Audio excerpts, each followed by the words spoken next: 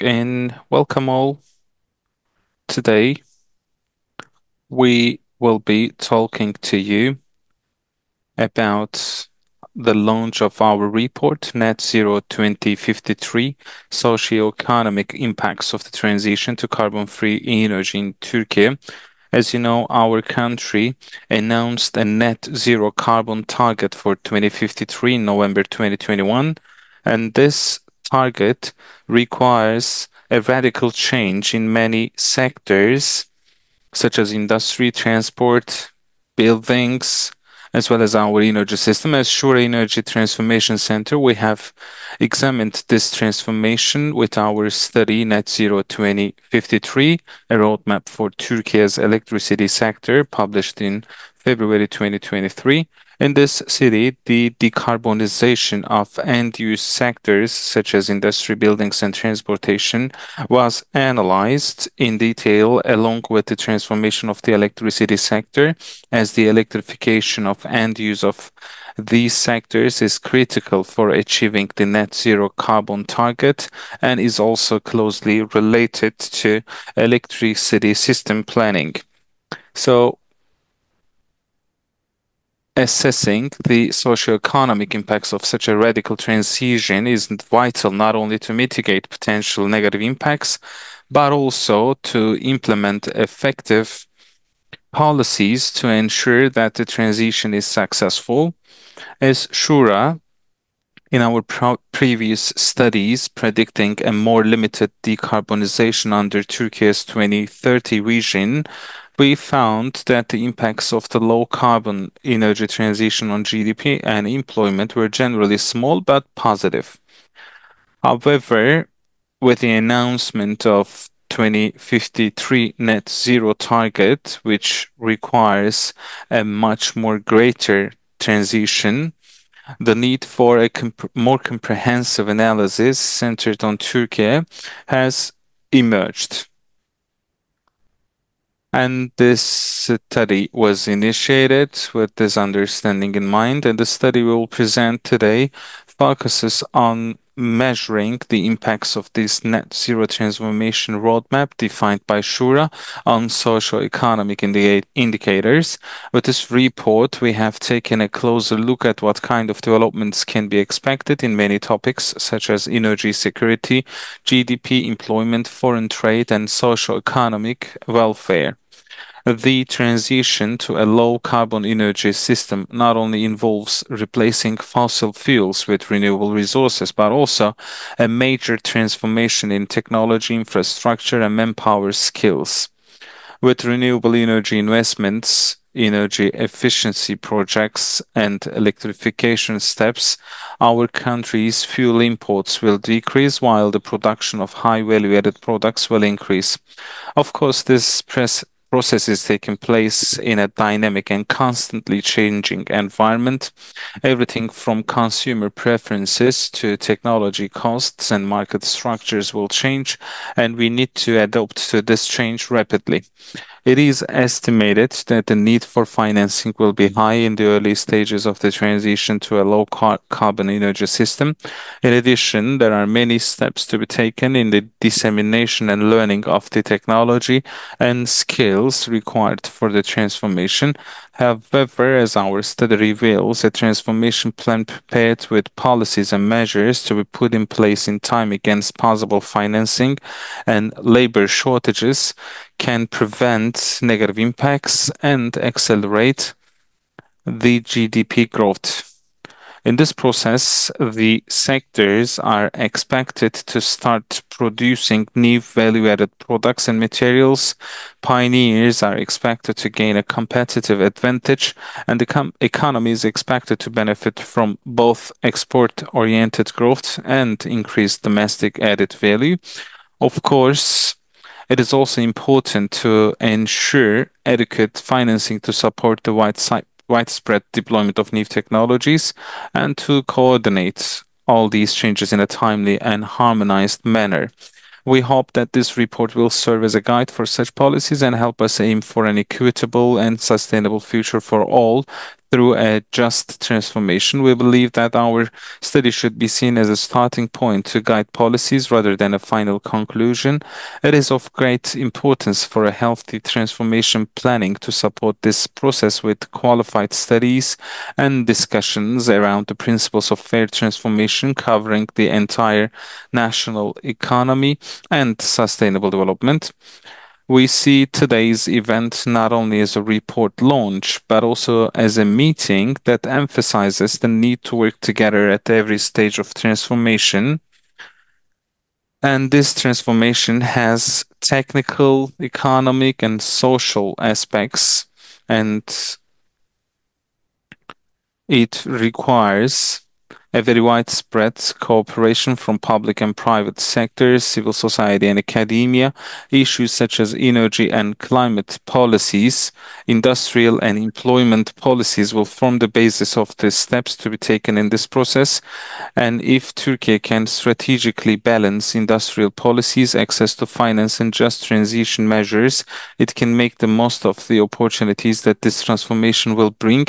And thank you very much for being with us on this important day. First of all, we will have a very brief presentation, and then we will have three significant names with us, and we will be able to discuss the findings of this report in more depth and evaluate them from different perspectives. If you have any questions during the launch and panel, you can send to us by writing in the Q&A section, and we'll try to answer the questions as much as our time allows. In our webinar, simultaneous interpretation will be available. In order to listen to the interpretation, please make sure that you choose the interpretation button next to the share screen button. And I would like to thank you all for your participation. Now I would like to give the floor to Yael. Thank you very much. And thank you all for your participation today. Welcome to our panel. Without spending too much time, I would like to share my presentation with you.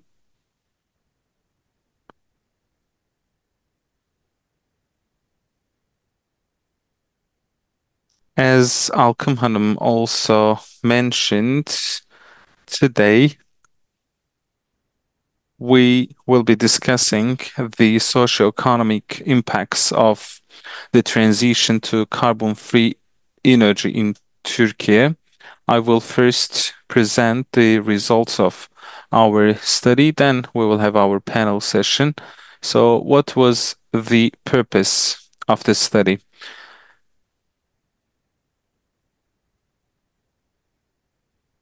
This work is in line with a net zero carbon transformation of the energy system, especially electricity, and it aims to measure the impacts on national income, employment, and industrial sectors, and thus guiding policy actions that minimize or eliminate potential risks while maximizing the benefits of transformation, and also to support a just and equitable transformation for Turkey by providing a basis for more in-depth policy discussions on relevant socio-economic issues.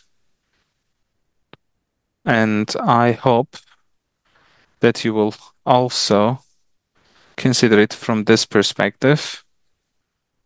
Alkım Hanım also mentioned we have already carried out some other studies for socio-economic impact and just transition.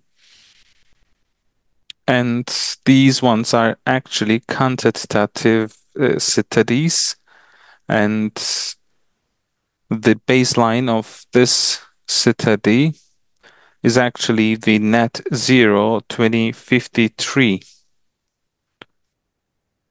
As you know, Turkey announced a target with respect to net zero, and we already had a roadmap study, and we are aiming at measuring measuring the socioeconomic impacts of this roadmap.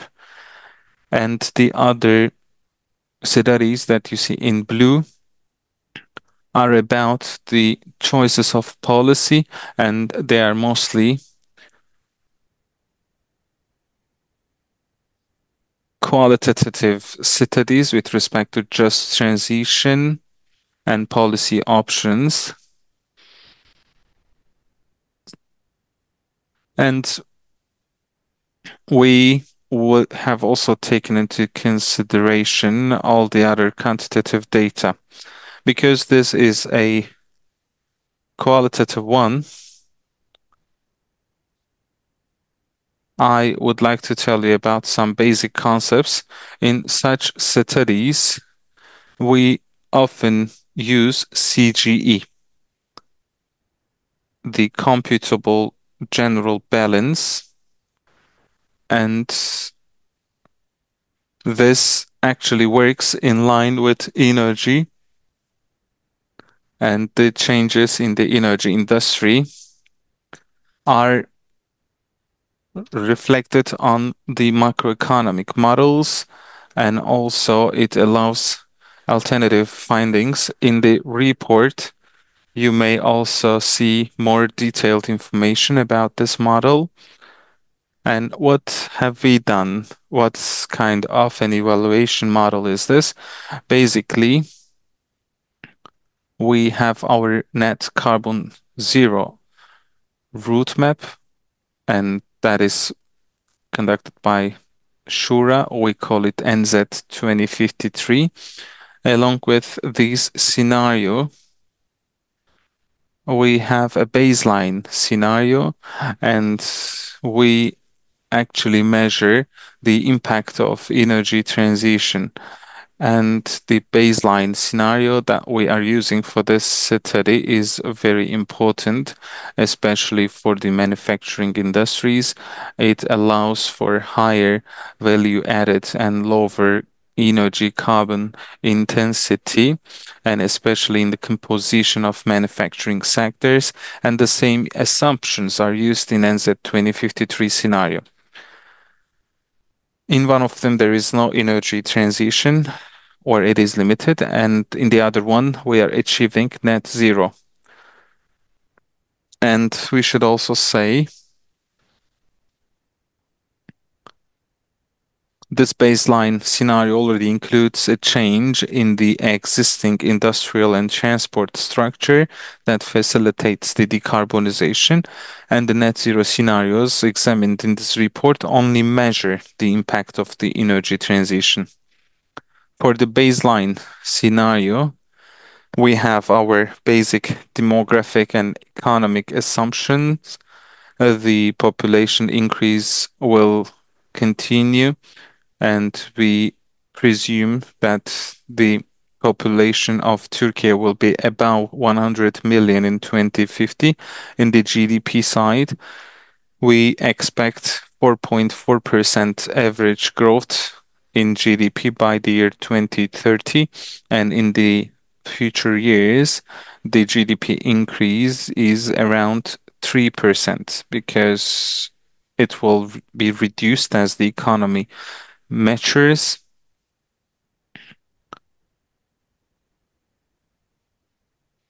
And this way, we are expecting this growth, and the average is 3.3% for a period of 35 years.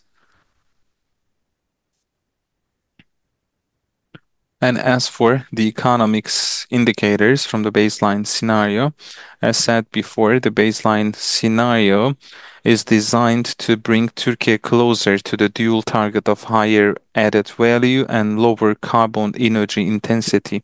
So that means that the baseline scenario is an assertive one indeed. And when you move with this baseline scenario, then we are able to see the impacts in a conservative way. The average growth of GDP is 3.2%, services sector growth is 3.4%, and manufacturing industry growth is 2.9%. As for the components, we can see that the increased investments in line with the development targets are assumed to be the driving force of growth. Also, if we look at the scenario assumptions in the industry, we assume that the industrial production tends towards higher added value and less energy carbon intensive sectors. Automotive, machinery, electrical appliances, aviation, electronics, advanced green material production will be the primary driving force in the industrial production. In the products like iron and steel, this is important for the carbon, and Turkey will be shifting from the long products to flat products in iron and in steel production, and the construction sector will grow in line with population growth and the production of construction materials, and they will be mainly for the domestic market. Chemical, petrochemical production will grow through substitution of imported resources and alternative green products. In the baseline scenario, if we look at the share of sectoral production, by the year 2025, that was a repetition. As for the population and labor force indicators, the economic growth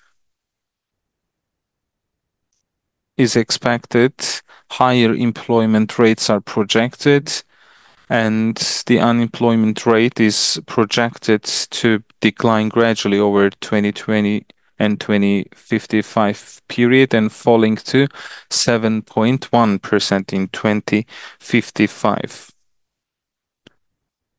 And let's see what the energy transition will bring to us.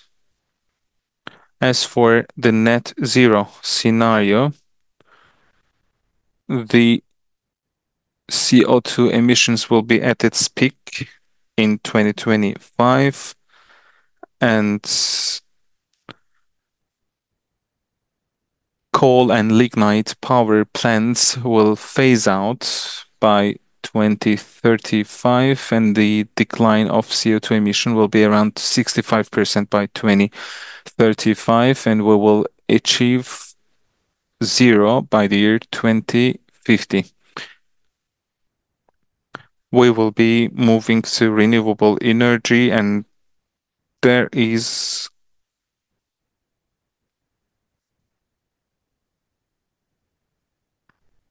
the important role of electricity production in reducing emissions because of the renewable energy generation. We have presumed an economic growth in this scenario, and the total energy consumption will be falling accordingly.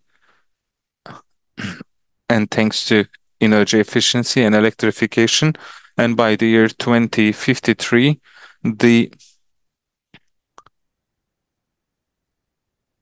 primary electricity consumption will go down to 1.2 terawatt, and the electrification will have a very important role here. So which sources are going to be utilized? As you see, electricity is at the very core of this transformation, and approximately 90% of it is going to come from renewable energy sources, and 78% will come from wind plus solar energy. By 2035, coal-based electricity production is not going to be available, and combined cycle power plants, only it's going to be 5% in terms of reserve capacity. it's going to be clean production. So in order to provide this transformation, some investments are to be made. In electricity sector, the need for annual investment amount is going to be around 15 billion USD dollars, and its share in gross domestic product is 0.6%. When we have a look at renewable energy grids and energy storage investments, it is forecasted that it's going to reach up to maximum levels between 2036 to 2045. In addition to this, electricity investments for energy productivity and efficiency, annually 5.1 billion USD investment is forecasted.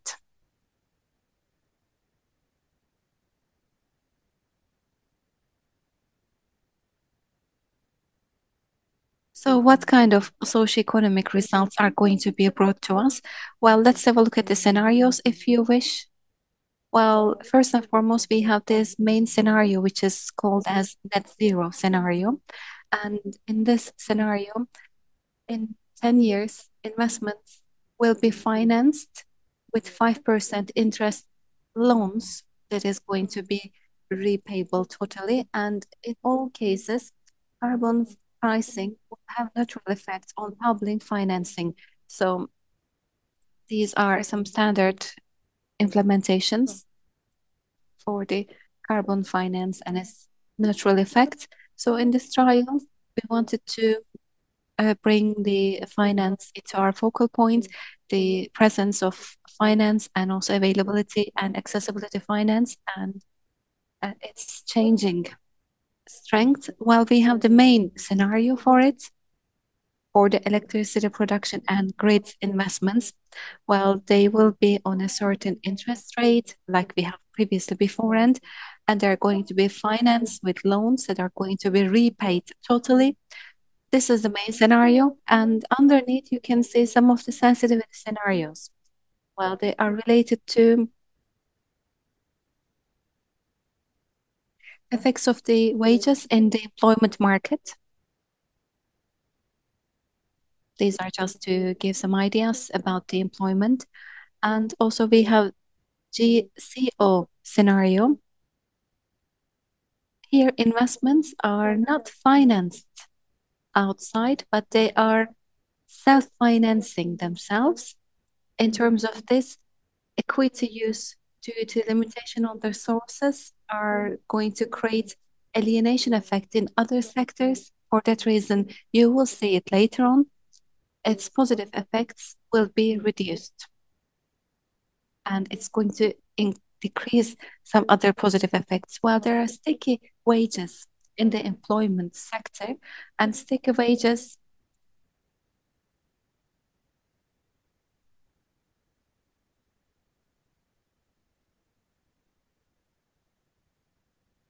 say us that in the upcoming days, the real rates of the wages will stay at the same level, and the effects other than the supply and demand, we know that wages could be differentiated with talents. There could be some increases on the wages, but you will see it later on. All the scenarios show us that there's going to be a real increase on the wages. Okay, so what do we measure? First and foremost, we measure the impact on the national income. We check it compared to base scenario. We check the GDP and the change in the GDP. And also there are changes and effects on the manufacturing industry, its effect on the industry of manufacturing. Also, we check the impact on general foreign trade balance, exports minus imports compared to the baseline scenario. And also, well, these indicators are really important, especially national income is a very frequently used indicator, but as we all know, economic wellness, economic prosperity is not measured with national income all the time. National income and its distribution is to be also dwelled on, whether it brings values to the nation or not. We cannot reach information all the time. So we believe that this transformation has effects on overall energy security and socioeconomic welfare and also employment. We wanted to measure them as well. Well, they could be also measured in a more general perspective. But I'd like to share some of what we have done in terms of measuring these effects. Well, this is the impact on overall energy security. It is the change in the balance of trade in energy and means of energy production as a result of the energy transition compared to the baseline scenario. Fossil fuel import is going to be reduced on our way to net zero. However, we have to make investments on renewable energy tools and instruments. And some of these equipments could be imported, of course.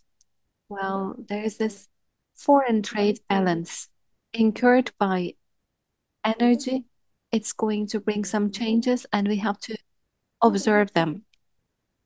It is a kind of energy security, according to us, because import dependence on energy, to what extent it could be decreased. This is what we'd like to see. And let's have a look at socioeconomic welfare impacts. There is a change in total wage incomes and health and climate change risks from the use of fossil fuels compared to the baseline scenario. These are measured. These are based on the SHURA 2020 externality study. We try to make them numerical based on some monetary results. And in terms of employment, we measure the effects based on the change in additional jobs created compared to the baseline year, compared to the baseline scenario. Okay, so how we can summarize these effects? When we have a look at this table, on the first line, you can see its effect on the national income. Cumulatively speaking, 1.4% more will be the effect between 2021 2055 compared to the non-changing scenario. And this effect is going to increase as the time passes. And on the employment, it's the same, there's an increase. GDP is increasing 2.7 folds, and there is 1.4% more increase is going to come on the transformation, and employment on the base scenario is increased by 0.6%. On the main scenario, it is going to increase up to 6.8%. While in each and every scenario, there is not an absolute loss. Well, the effects of the transformation could be measured between based on the difference between two scenarios. So here, yes, on the national income, there are some positive impacts. On the manufacturing industry, as you all know, we have a really assertive scenario. For that reason, this transformation due to increasing energy prices will be small, however, kind of negative effect for us. In this respect, industry policies will be really crucial, and its total effect on foreign trade will be almost zero. There is no negative effect on the total foreign trade balance. And in terms of energy security, like we have defined before, and if we have a look at the foreign trade balance incurred by energy, it is really positive. We see 0.7% increase, and with policies, that effect could be even increased further. And socioeconomic effects, especially effects on health and well-being and environment, the prevention of climate change, or reducing the mitigating the effects of the effects, there will be an effect of, again, 3.3. Well, I could say that these numbers are really humble. For carbon, we forecast $70 billion, but when it comes to Turkish purchasing parity compared to comparable income, there's an incremental price on the carbon value. Well, based on this, we evaluated the climate change effect and its effect on the health and environment, again, is related to our externality study of 2020 that we did based on international data. And in some other studies, you could see some higher monetary effects, but this is something that we can say. Well, based on the minimum level, this magnitude socioeconomic effect will come in the future based on this transformation scenario. Again, on the employment, cumulatively speaking, employment will be 1.6% higher. On the right side of the chart, these effects belong to 1 year only. That's why you might be confused a bit.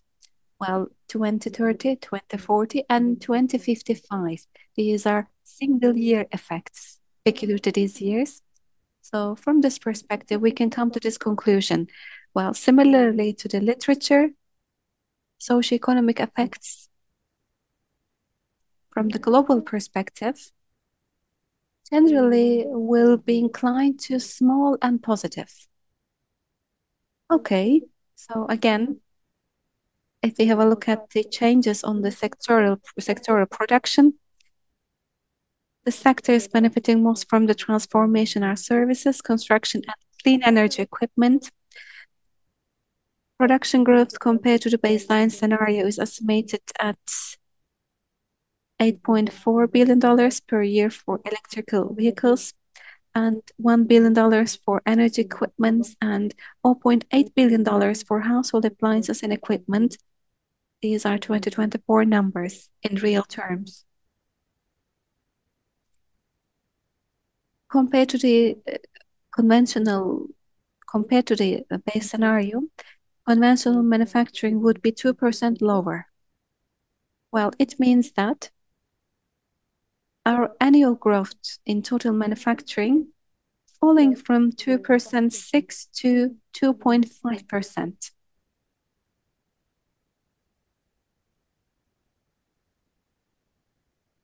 It's not a very big change, globally speaking. However, we need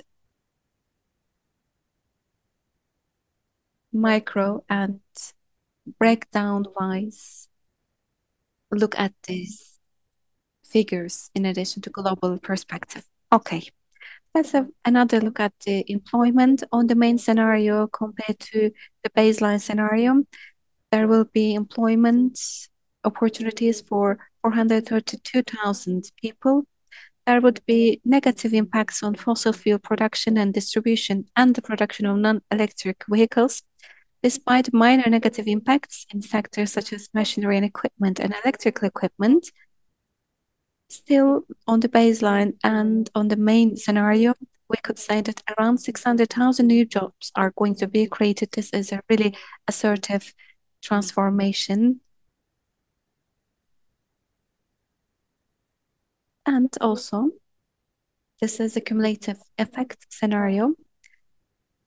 In different scenarios, how the finance is going to affect us, for instance, how the employment labor markets are going to be affected. Well, these effects could reach to different levels based on different presumptions. Access to finance will be a key element in maximizing benefits. GDP is 1% higher in the external finance scenario compared to the self scenario. On the GDP, as you see, the effect on GDP will go down minus 2.6 the most.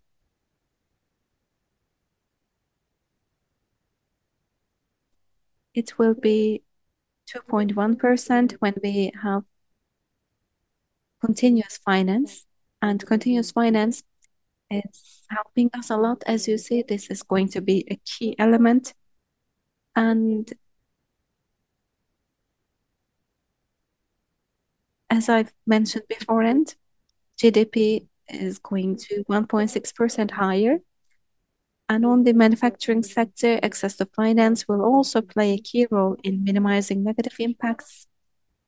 Sticky or rigid wages have an additional positive impacts on employment around 2.9 to 4.6%. There's going to be more employment accessibility. However, the breakdown in Turkey should be taken into consideration. And if you do so, whether this is applicable is a question mark. As a result of all this, we have to make a general cost analysis. Well, numerically speaking, net values on the national indicators have been mentioned so far, but there's also something else. There's going to be the cost that we're going to pay out of our pocket, right? So basically, the system costs, like the electrification and investments on electrification or electricity, will also some repercussions on the tariffs. And with the change in the national income plus changes on the health environment, when we compare this, benefits will be 2 times higher than the costs. So in this respect, we can say that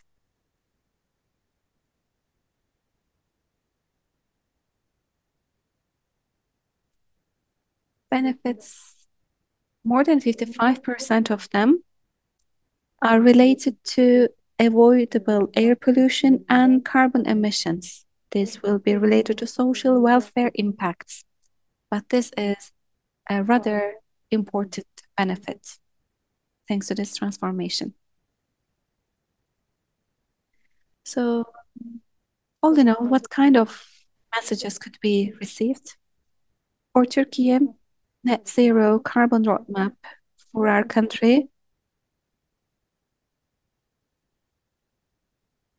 will have impacts on the GDP and employment, and they will be largely positive. One of the most prominent features of energy transition is a reduction in energy import dependence with a positive impact on the trade balance of 1.8% of GDP.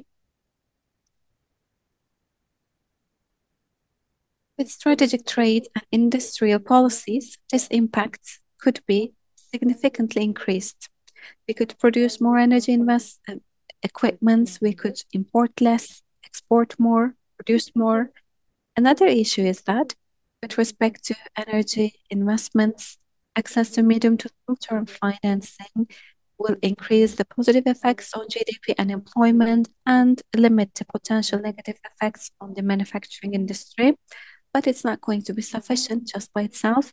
In addition to this, we need to pay more attention to strategic production areas and phase transformation principles. We need a balanced industrial policy. It's going to be really key for a viable net zero carbon economy. Although the model results suggest that a sticky wage policy can lead to higher employment, this policy is socially questionable. For that reason, we need carefully designed, equitable transformation policies in order to protect jobs and wages. They should be an integral part of the process.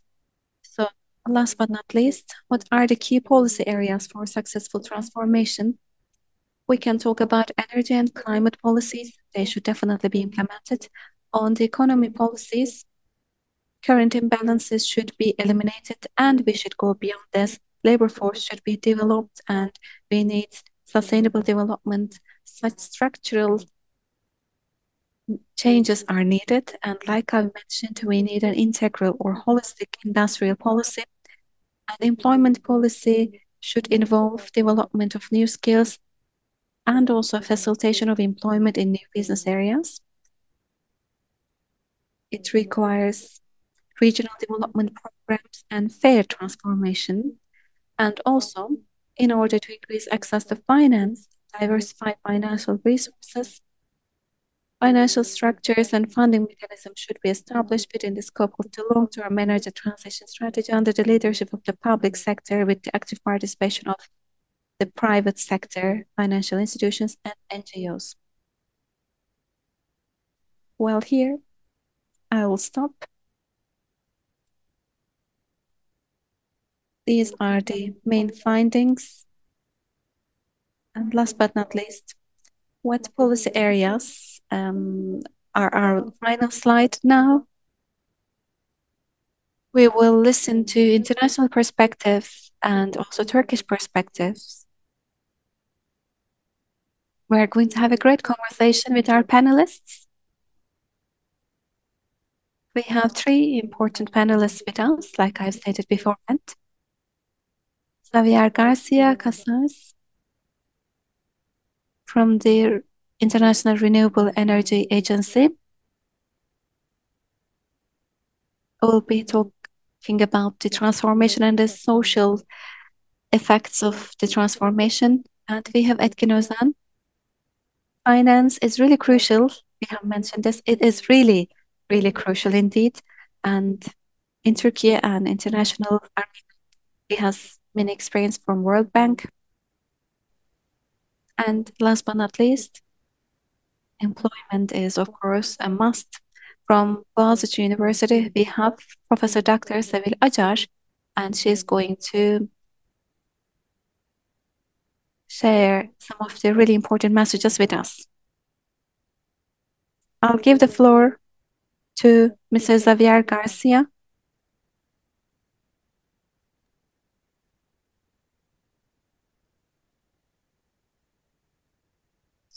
Xavier, you have international experiences, and based on these works, how you can make net zero transformation more meaningful for the societies? What kind of socioeconomic problems are to be considered, and what are the gaps?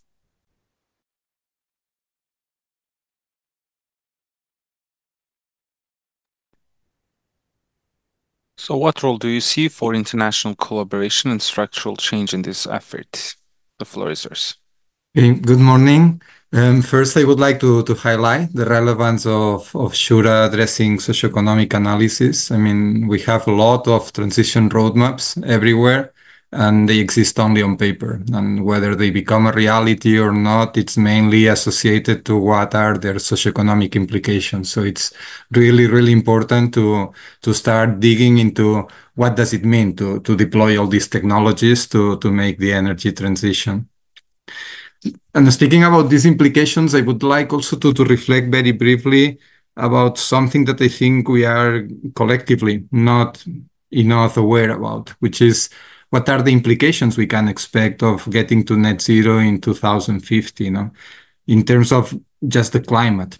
I mean, this goal of 2050 at the early of the 2000 years, it was okay. I mean, we had room for doing it meaningful, but as of today, it implies already very strong impacts with potential destabilization effects on all the economy, the society, and the politics.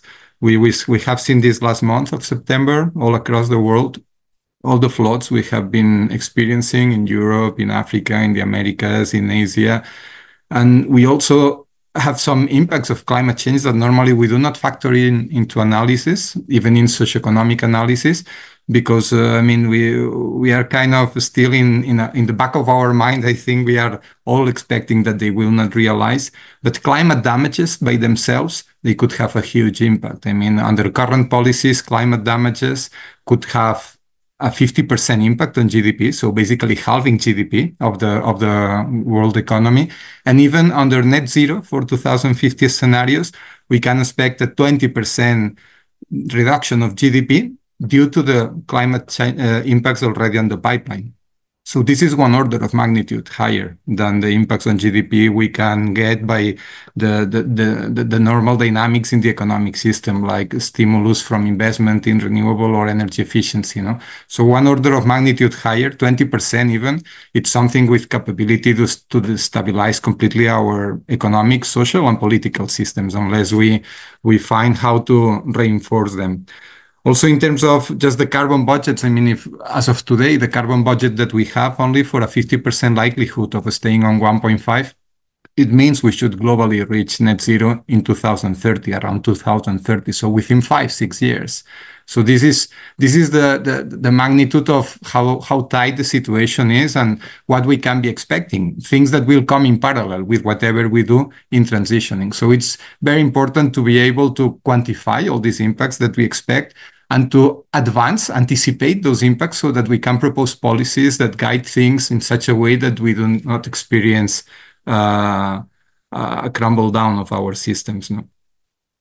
In IRINA, we started doing socioeconomic analysis of the transition about 1 decade ago. And at the beginning, the main focus, it was a kind of looking for selling points for the transition. Now we were just looking for benefits, trying to convince people on saying, look, I mean, we are going to benefit by transitioning. We are going to see positive effects in GDP, positive effects in employment, in welfare, with the expectation that this would facilitate the transition process itself. No? We start to realize that from the very beginning that, as it was already mentioned in the presentation, GDP does not say much about the story that we have there. So we started looking more in depth into the welfare implications. But soon after the first years of this approach of trying to find selling advantages through socioeconomics, we realized that socioeconomics really had a fundamental role to play in the transition as an enabler or as a barrier for the transition, either of both, but very strongly. I mean, at the end of the day, it really boiled down to a socioeconomic transition, the challenge we were facing, more than the energy transition that we all know it's necessarily, but in parallel, there is a true deep socioeconomic transition that needs to go hand in hand with it. No? And this gave rise to the socioeconomic layer of the transition, and our analysis tried to focus on exploring all its dimensions, all its aspects of inclusivity, justice, and equity.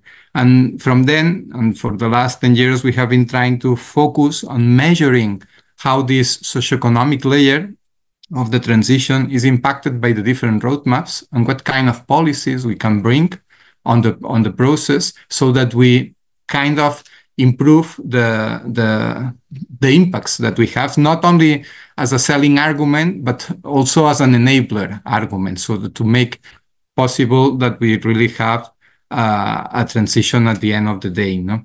Because as of the current situation that we have with multi-crisis just unfolding around us, we need something very special that we have not faced up till now in human history on the magnitude that we are requiring it now, which is an unprecedented global collaborative effort.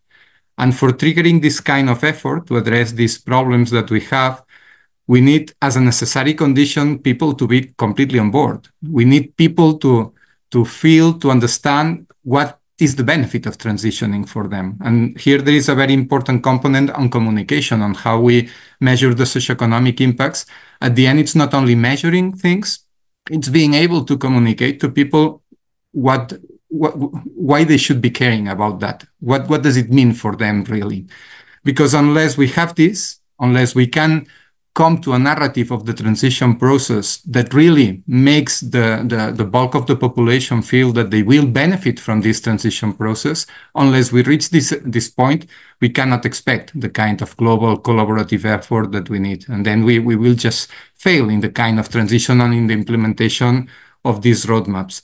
And as it happens, and it's sad to say it as of 2024, almost, it's sad to say it, but most of the transition roadmaps we have on the table, the global transition roadmaps that we have, more or less they are just projecting to the future the current bad situations in the socioeconomic layer of the transition. So there are a lot of gaps in the socioeconomic layer for the history that brought us up till this point.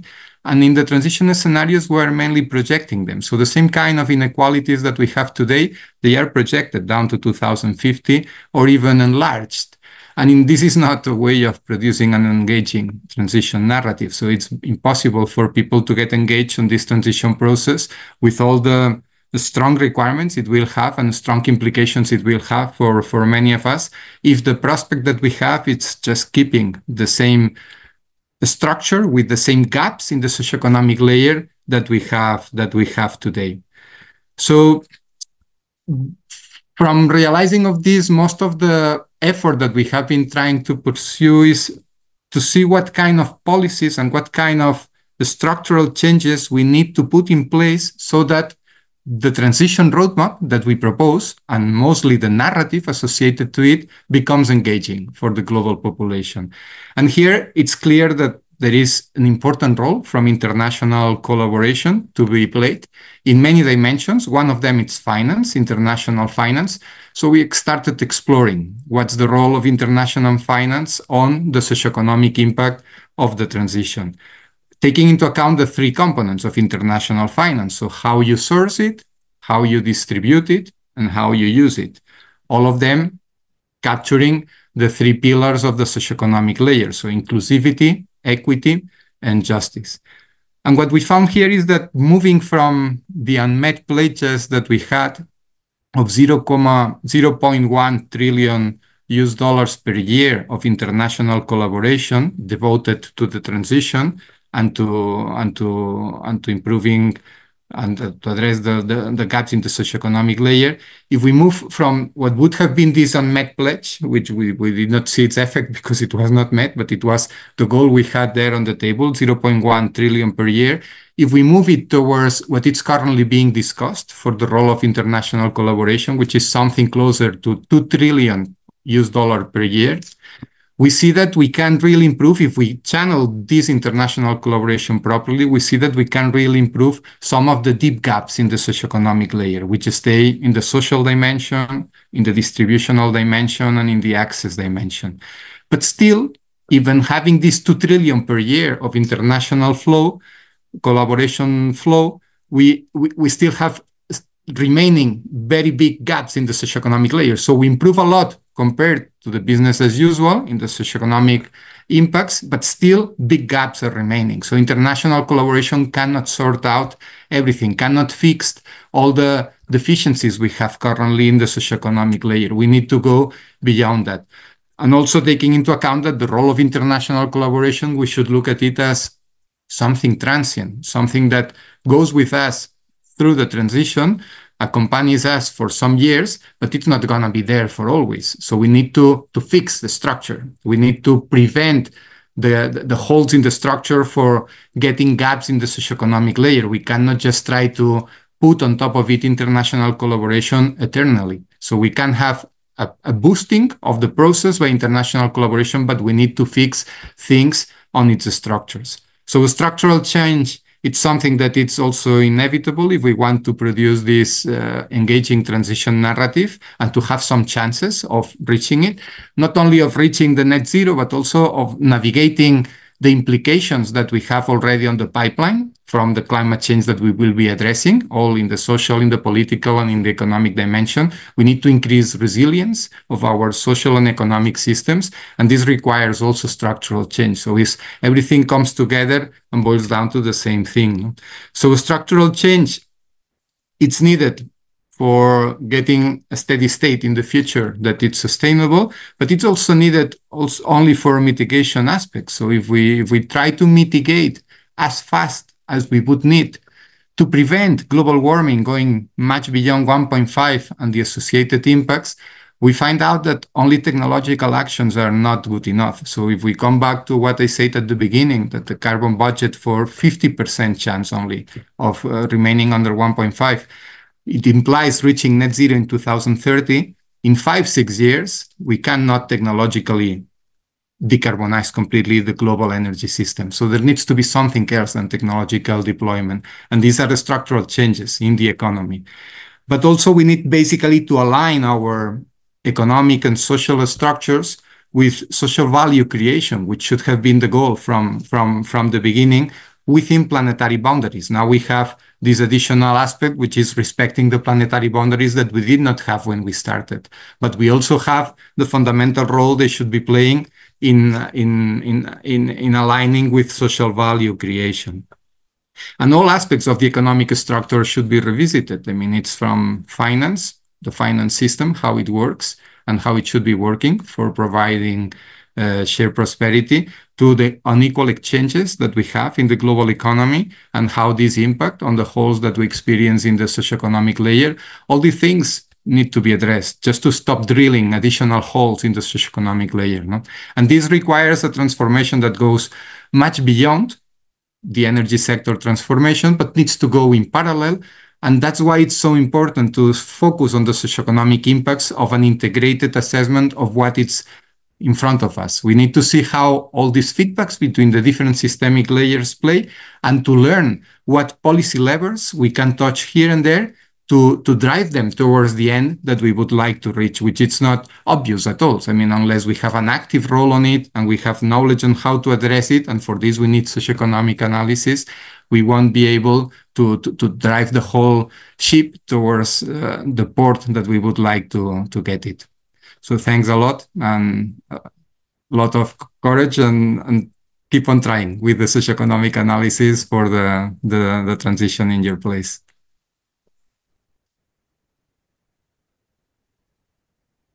Thank you very much, Xavier. As you have also mentioned, these are the main topics around transition, and you have also made very important and significant comments with respect to financing. As the transition will not be easy or automated, we have to have our plans, we have to recognize the resources that we have, and we have to properly use them. Now I'll give the floor to Etkin Bey.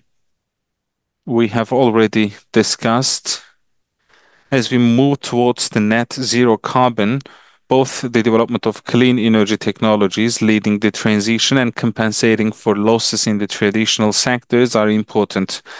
How can financing play a role in managing the risks and opportunities during this transition process? And what would you say specifically in regards to Turkey in this context? Thank you very much. Can you hear me? Yes, we can hear you. I'm sorry for the background. There is an airport. I'm now traveling, so I had to join you from the airport. First of all, I would like to thank Javier for his significant contributions. I will try to frame Turkey. The financing industry has a transformative role in the clean energy, green energy. So the way you design the financing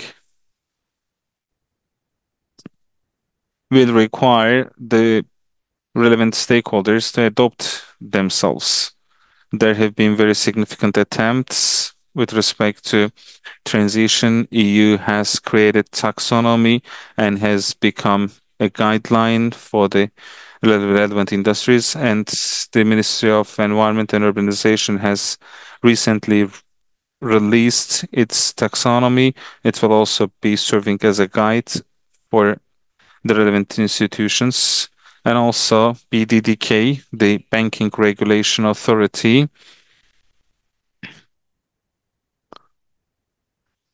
has released the guidelines on how to classify the green assets the organization sell, and Capital Market Regulatory Authority also released its guidelines. So they all have one objective actually, which is to provide more resources.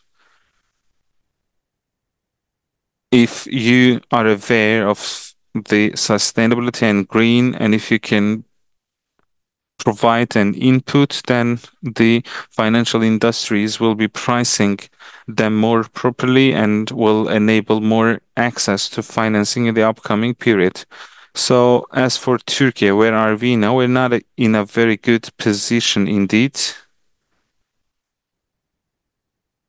The amount of financing that is allocated for the transition is only 5% of the entire loans. Maybe after this taxonomy, we will see it go up to 15%, but that means there is a very huge need for financing. As you also mentioned in your report, there is a very significant need for resources In 2022, we released country development report by the World Bank, and we assumed that an investment of $460 million is needed in order to achieve, and you need another $160 billion to make it by 2053. So that makes a total investment of $610 billion by 2040. This is not a very big amount for Turkey. Actually, it is around $50 billion per year. So how can we provide this funding? As the international funding organization, we already provide financing like IBRD, EBRD, World Bank, but none of those resources can be sufficient to finance this entire amount. So along with the amendments in the legislation, we have to invite the private industry to finance the green industry as well. And for that, we need some risk sharing mechanism or the incentives to be created by the state should help close this gap. For the international financing organizations, we have our priorities. It is important to name it as green, but it's a question mark on how to measure this. And for that, all the international organizations have their frameworks, and we include them in our services. And when we provide any financing, we require that the financing is provided to the women, for example, or it is provided to the people who are negatively affected by these facts. And this is also included in our business performance indicators. And we would like to make sure that the financing is inclusive, as Javier mentioned. Accordingly, both the local and other public organizations are informed about this frame, and in our works, we would like to make sure that the financing is inclusive. As you also mentioned, the scenarios in respect of unemployment may change depending on the financial model. We don't want to increase the amount of green financing, but we would like to make sure that every financing is green and sustainable. And if we can do that, then we can actually close this gap of $600 billion. Thank you very much, Etkin, for this comprehensive summary.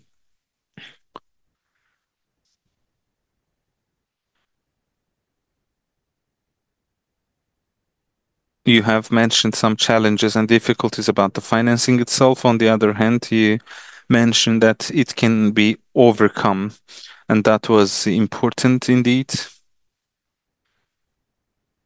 And it is highly important in order to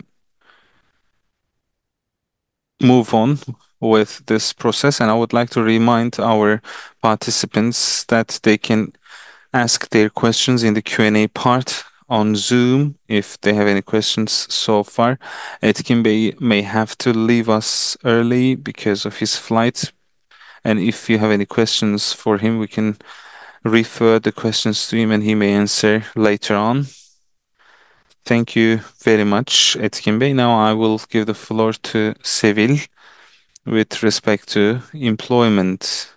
We often discuss about employment, how this transition will affect the employment. Will there be people who lose their jobs? So what do you reckon in your studies?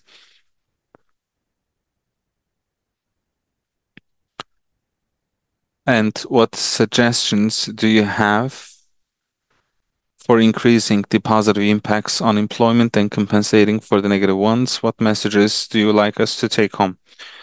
Thank you very much. First of all, I would like to congratulate SHURA and its partners in this comprehensive report because that is a socioeconomic analysis from different angles without not forgetting the effects on the social structure, and it is an easy to read report. Thank you for that. Regarding the employment, I also checked our former studies.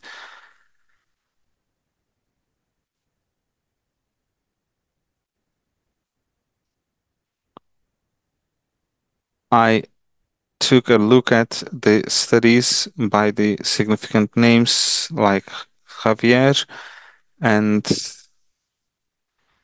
I tried to see how they shed a light on our studies and which transition policies need to be implemented to create employment. Many studies on Türkiye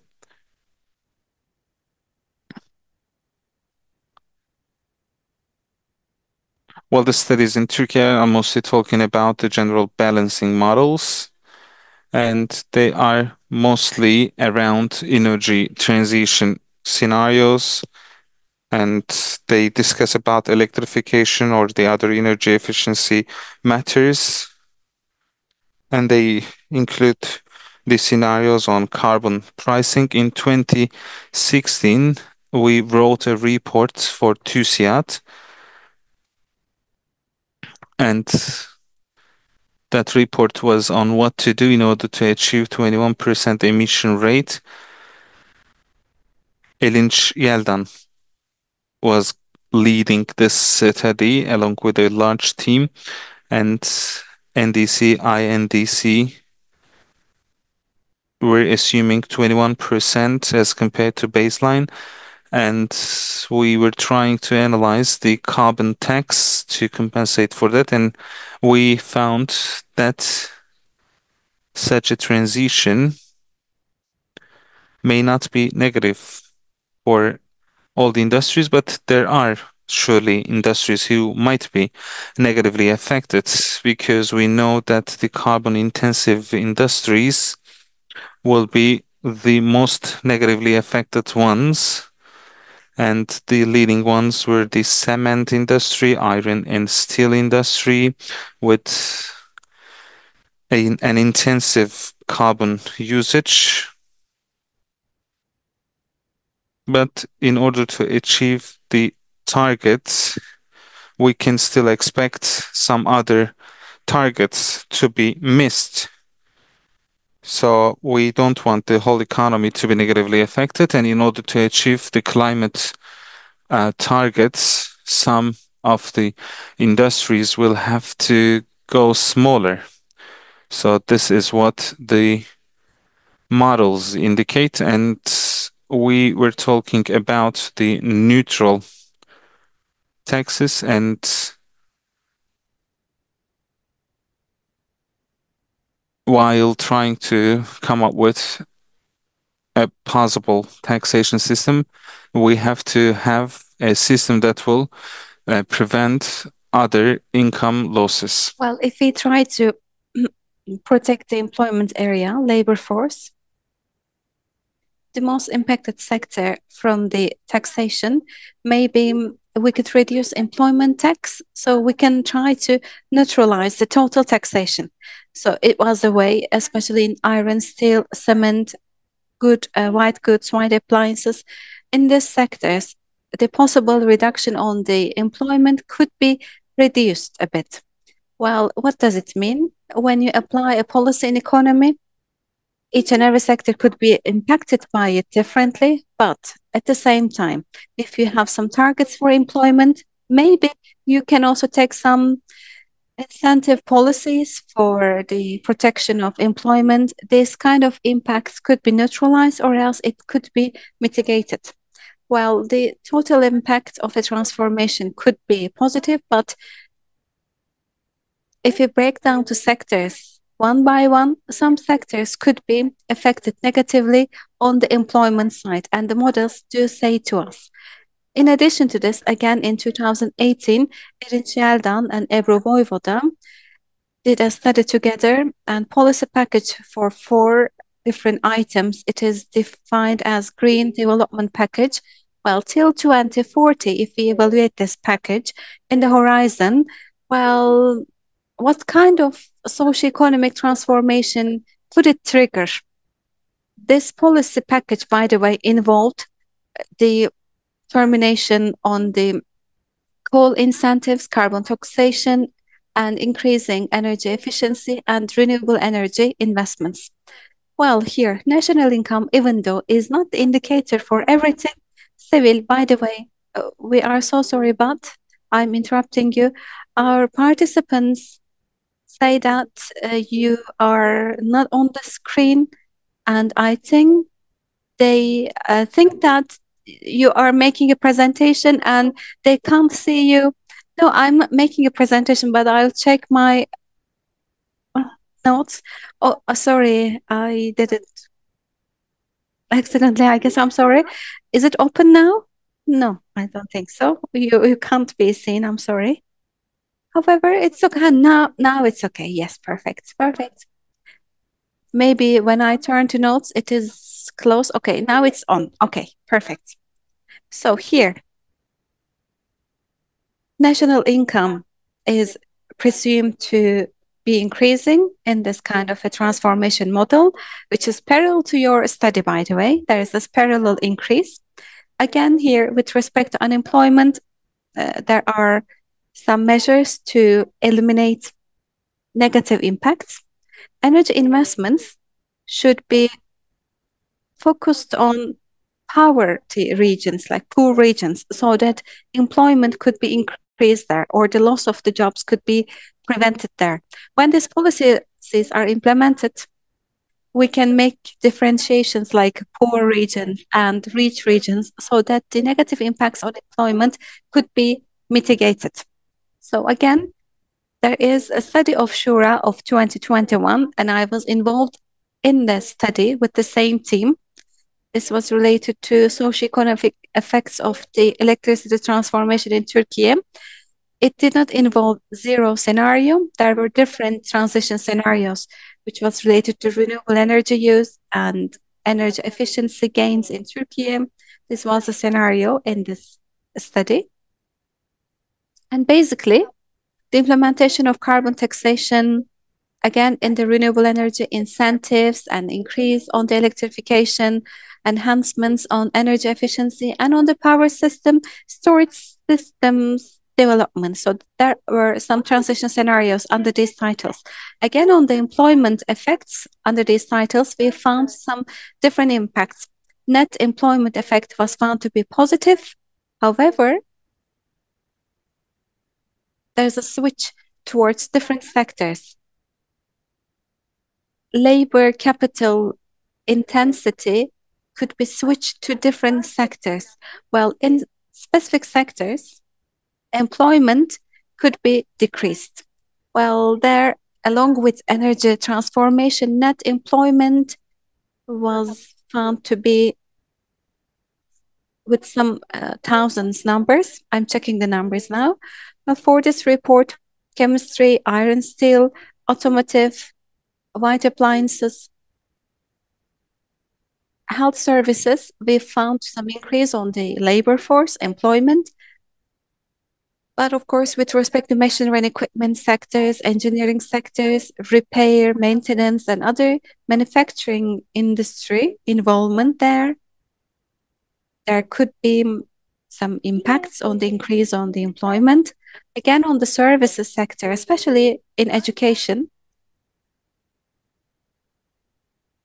more qualified personnel would be needed in the energy efficiency, renewable energy. We still observe employment increase on the health services, hospitality, hospital need will increase, and also, in-bed or inpatient care is going to be needed. So more employment is going to be created. Yes, we found some increase, which is parallel to your report. Energy efficiency is going to also increase with the investments and incentives on the topics itself. Again, on the other side, in this transition scenario, sectors which is going to lose employment will be agriculture, textile, and mining, especially lignite mining will lose some employment force. This can trigger something on our mind. Maybe back then in 2021, it was not measured. It was not our main focus. Main fair transition and fair just transition policies. Let me define just transition to you because we're talking about a transformation, low carbon transformation. This transformation should, of course, have social, cultural, economic effects, but these effects are not going to create employment or unemployment. It is not going to be balanced with some compensations. They cannot be eliminated like this because there are going to be individuals, business places, and in all value chain. We have to consider some specific parts, but we have to be focusing on individuals. This is a transition procedure like ILO and some other institutions. Decent job definition should come to our mind. We have to create employment which is going to have decency.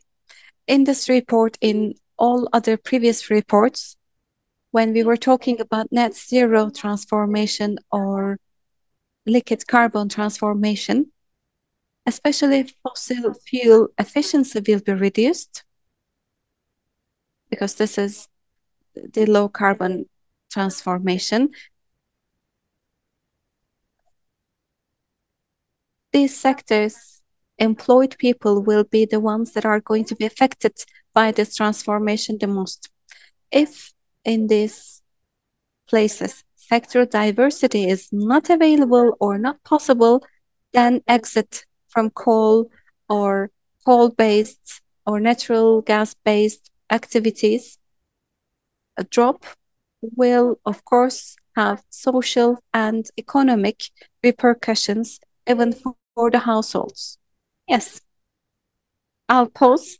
And if you wish, later on in the second round, I can talk about what we can do with respect to just transition. Thank you so much. Thanks a lot, Sevil. Well, now let me check our time. We only have 10 more minutes. And there are questions coming. Well, if you wish, we can have a look at the questions. First and foremost, I'll check the questions.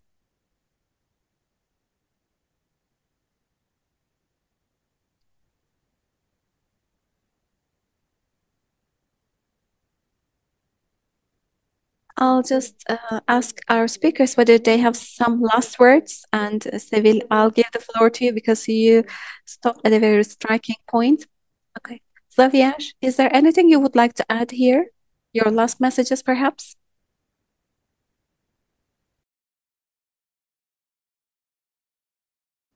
We can't hear you, sir. Yeah, no, not anymore.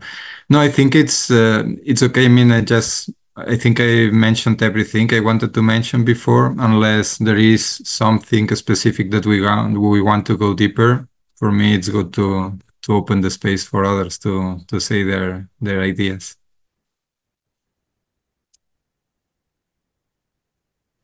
Thank you so much, Etkin. Unfortunately, he has to leave because he is in the airport, but he answered one of the questions, and I'll later on transfer the answer. Well, Sevil, now you can go back to where you stopped, okay? Of course.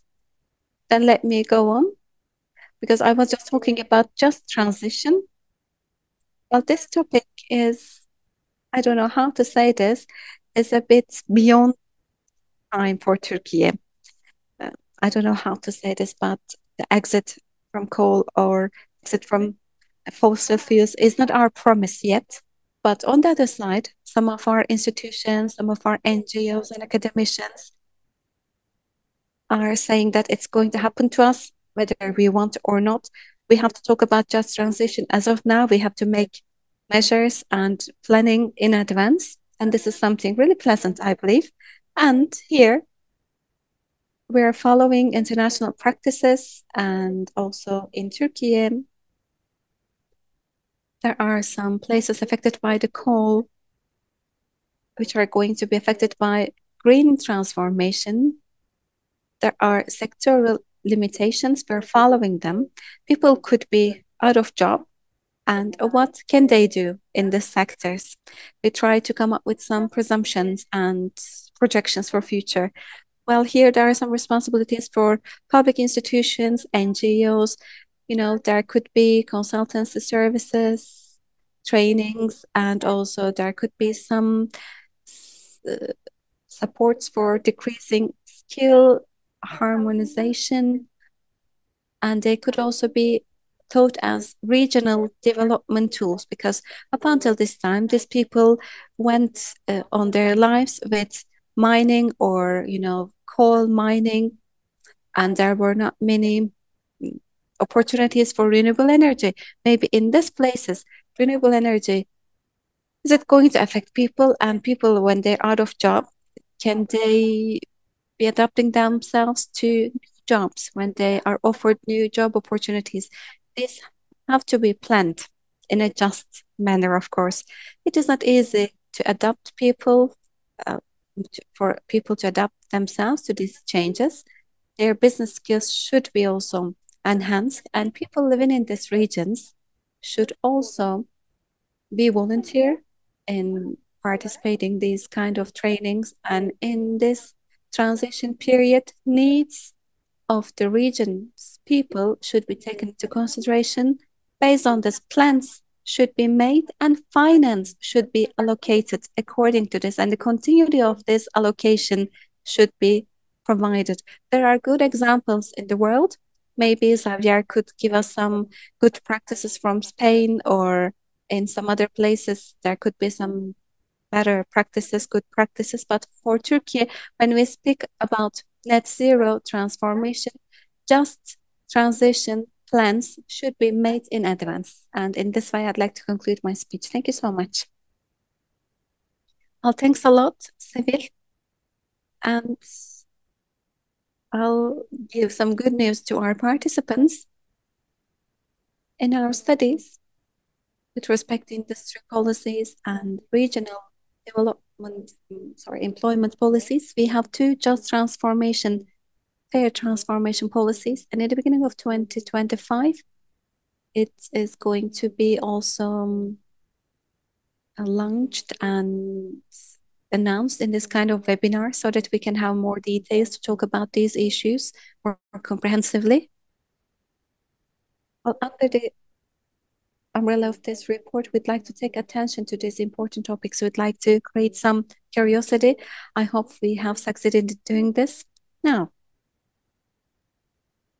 I'll go back to questions very swiftly, quickly. Kadir Bektaş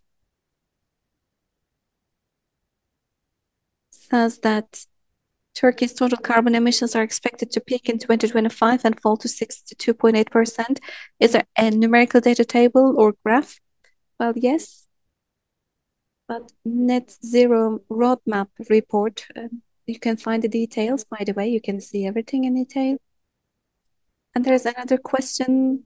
How does energy transition change income distribution? How are the poor and vulnerable groups going to be affected by this transition? Is really a good question from Selen ve Tansever.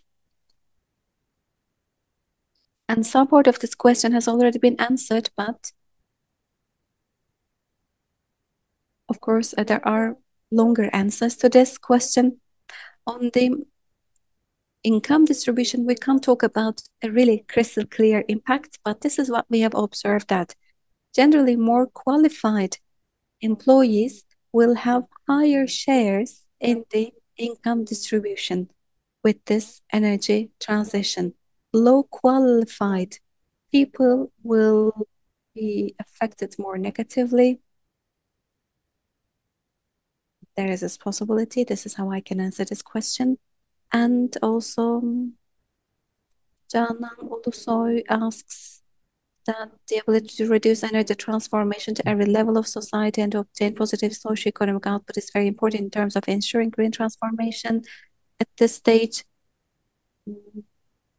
which effective mechanism should be implemented in Turkey? Well, I can't dwell on the details because we don't have time now, but there are good studies going on, and there is another question with Yael, respect to finance. if you don't mind, I would like to step in very briefly about the distributional issues that were addressed in the former question, because I think this is a clear example where we need to go beyond the technological part of the transition and whether some abilities, some jobs are more favored than other ones, and how this affects distributional issues. I mean, the starting point is that the current distribution of income and wealth that we already have today without transitioning, it's completely unjust. And if we transition, there will be impacts that can go in one direction or another one, but will not fix it completely. I mean, the point is that we need additional policies during the transition explicitly addressing distributional issues, because they have huge impacts on welfare. And these policies, they should be implemented anyway, even if we would not be transitioning. But now, for transitioning and having the buy-in and the collaboration of the bulk of the population on the process, we need a narrative that guarantees that we address all these gaps that are on the socioeconomic layer. So we do not need to have lower qualification workers being negatively impacted because of transitioning to a more technological structure. I mean, there are a lot of things that need to be done in our economies for providing welfare to people that require a lot of jobs, and many of them, they don't belong even to the energy sector. So it's very important, as Sevil was saying, to plan and to provide dignified jobs within the energy sector. But this scope can be widened and can address other activities in the economy that need a lot of contributions. And perhaps somebody that is working in a coal mine today, they would like to be working on a caring sector, for example, because they would feel more inclined, or they would be providing more, they would have more self-realization by working on a different sector. And there are huge gaps in these different sectors. So if we address it a bit more holistically, is what I meant, or what I wanted to say basically, if we address the process a bit more holistically, there are a lot of levers that open in many parts of the system, of the social and the economic system, where we can compensate those potentially negative impacts of the technological transition, but most of all, we can address the already existing huge gaps that we have in distributions and in access to welfare and many other things. So I think it's very important to keep on this holistic framing of the transition, and understanding from the very beginning that it's not only a technological transition that we are addressing, it's something that goes far beyond that, and that we have now the opportunity to make it good in the process, at the same time that we facilitate the technological transition itself. No? Xavier, thank you so much. Well, it's been really a good summary, actually.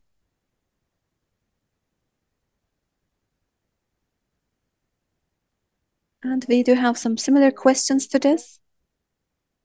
Well, there are really good questions. Well, now I'm checking the questions. It is related to different aspects of the transition, transformation, energy transformation, and the effect of some specific sectors. We do have a lot of questions here. And some part of the questions may be answered later on individually. However, we run out of our time, I think. So for that reason, I'd like to conclude our session. I'd like to give the floor to Alkım for the closing part. Thank you. Well, thanks a lot. Thank you, Yael. Well, it is now lunchtime. We do have some speakers, some participants with us. It is great. Still in their lunchtime, they're with us, Xavier, Sevil, Etkin, and our panelists, very valuable panelists. Thank you so much for your contributions. There is a lot to say. Definitely, there are a lot of things to talk upon, because we're talking about a really comprehensive transition. It is not limited to energy sector. In addition to this, it covers the all of the economy: climate, energy, industry, finance, employment. It has multi-aspects layers. It involves structural changes. We are talking about a really large transition and transformation. It has to be evaluated from socioeconomic impacts. This is really important. And minimizing the negative impacts requires some things, and maybe maximizing the positive effects, we could implement some policies. Well, all the stakeholders, private sector, public sector, NGOs, universities, should collaborate. They should work together, and we need a holistic perspective which can involve all different sectors. We have to design and implement the policies in this respect. Once again, I'd like to thank you one by one, and we're going to have stronger collaborations, and I'm sure that our work is going to be very influential for policy developments. Once again, thank you so much and have a very nice day. Thank you.